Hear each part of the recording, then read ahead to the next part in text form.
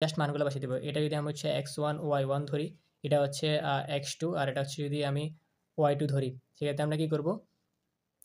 এখানে জাস্ট মানগুলো আমরা বসিয়ে দেবো। যেমন এখানে হচ্ছে যদি আমি x2 দিয়ে এটা বসাই, তাহলে আমরা এখানে পাচ্ছি -7, সূত্রে মাইনাসটা বসালাম। এই যে এই মাইনাসটা, তারপর x1 হচ্ছে কত? -3, তাহলে এই যে -3 আর হোল হচ্ছে কি?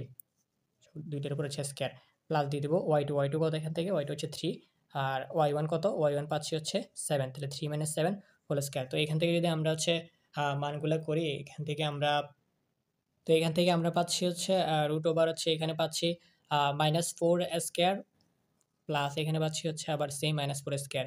তো এখানে যদি আমরা এই কাজটা করি তাহলে রুট ওভার হচ্ছে 4, 4 4 স্কয়ার মাইনাস মাইনাসে প্লাস হয়ে যাবে 16 প্লাস হচ্ছে এখানে পাচ্ছি 16।